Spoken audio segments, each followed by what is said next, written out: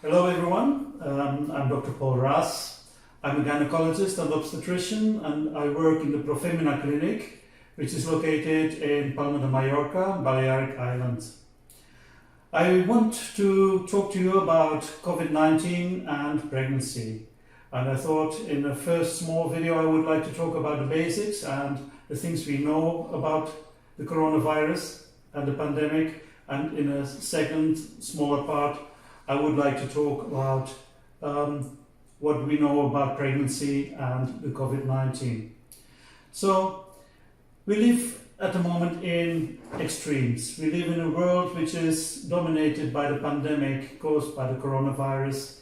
Many people need to stay at home. We have a complete lockdown here in Spain and times are tough. Unfortunately, we get an awful lot of information, even through YouTube, and of this information we have much fake information, malinformation, misleading information, but we also do have some facts. And even though I know that many of these facts will be proven wrong in a few months or maybe even in a year or later, we have to go with something, and let's see what the scientists at the moment discovered and what we really do know, and how does this, or what does it mean for our daily life? How does it impact us? Now, SARS-CoV-2 is the official name now for the Wuhan virus, which it was the beginning of the pandemic or the epidemic in China, and now went on to a pandemic in all the world. And it's a new virus. This means that we are no way prepared for this virus. We have no immunity for this virus. It is completely new.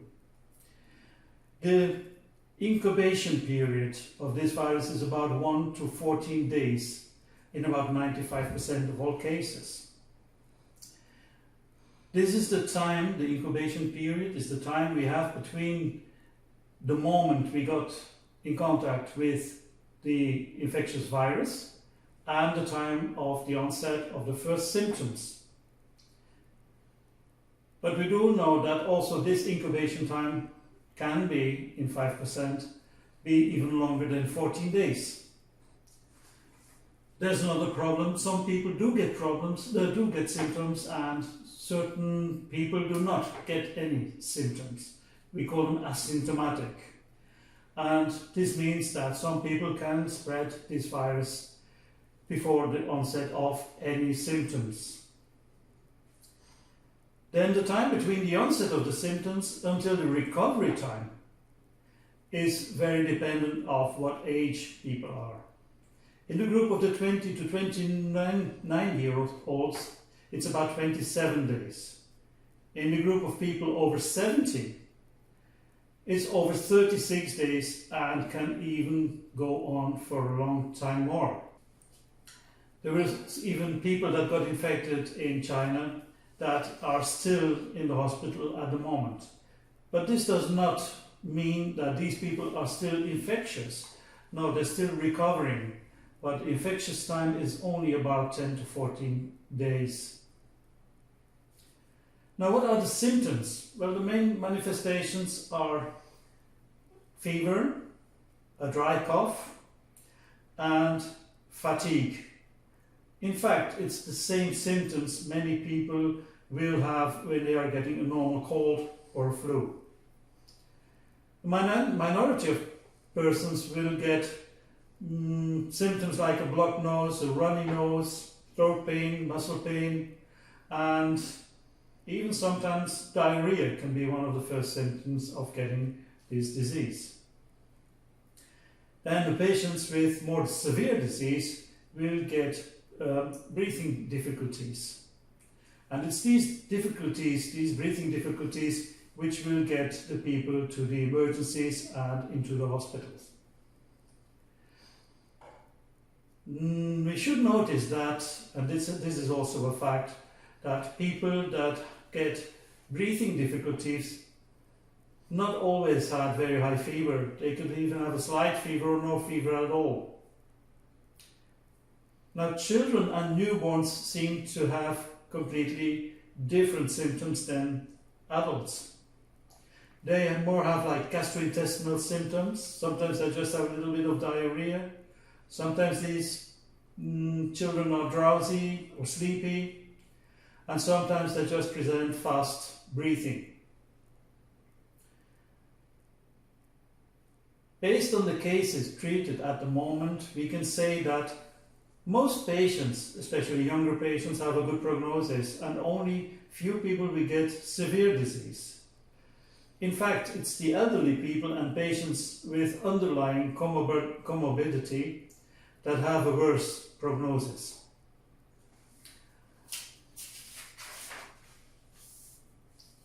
Now, what can we do not to get this virus? Although this virus is not a really harmful virus for most people, the biggest problem is that when too many people at the same time get breathing difficulties and go to the emergencies and need to go onto the respiration machines, then we have a big problem, as we have seen in China, in Italy, in Spain, and now in many other countries all over the world. So what are the things that we can say? What are the facts? What can you do not to be infected? First thing, stay at home. If you don't need to go out, don't go out. Within your four walls, your comfort zone or your safety zone, we will have a reduced risk of getting infected. Avoid contact with any people, especially people without a mask. When you go out, try to avoid any contact with people without a mask, or distance like 7 meters. 2 meters probably is not enough. Very important too, wash your hands, or even if you can, disinfect your hands, because the droplets that infected people by breathing or by talking, by shouting, whatever, which come out, they will go onto the surfaces. You will get your hands on the viruses, you will bring the viruses to your nose or to your mouth, and that's the only way you will get infected, through your mouth, through your nose. When you go outside, wear a mask. I cannot emphasize this enough, please wear a mask. And if you go to places where it is crowded, where there are many people, not in the open air, I would consider even wearing glasses, because we do know that it's not only your nose, your mouth, but also your eyes where you can get infected. What about these masks? Why should I wear a mask? One is you lower the chances of infecting other people, because most of the droplets that come out when you breathe, when you choke, will stay between your mouth and the mask, or between your nose and the mask, and will not go through the space where you are at the moment. Second is that you have less risk of getting the virus in your nose or your mouth, because you're not touching it, because your mask is there. You're not going to touch your nose or your mouth. And the third thing, which I think is very important, is that it seems to be that the more impact or more viruses, the virus load we call this, the viruses that go into your mouth or your nose, the more viruses there are, the more devastating your illness will be, the more risk you have of getting breathing difficulties or severe disease. So if you wear a mask and you get into contact with people that are infected, the virus load will be much less, and if you do get infected, probably your disease will be less harmful.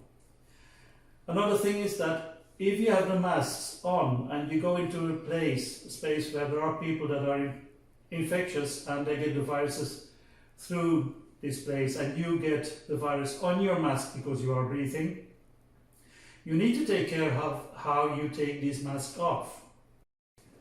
Now I will just put on my mask. Don't forget to adjust the clip, and that's it. Now to take off the mask, first disinfect your hands.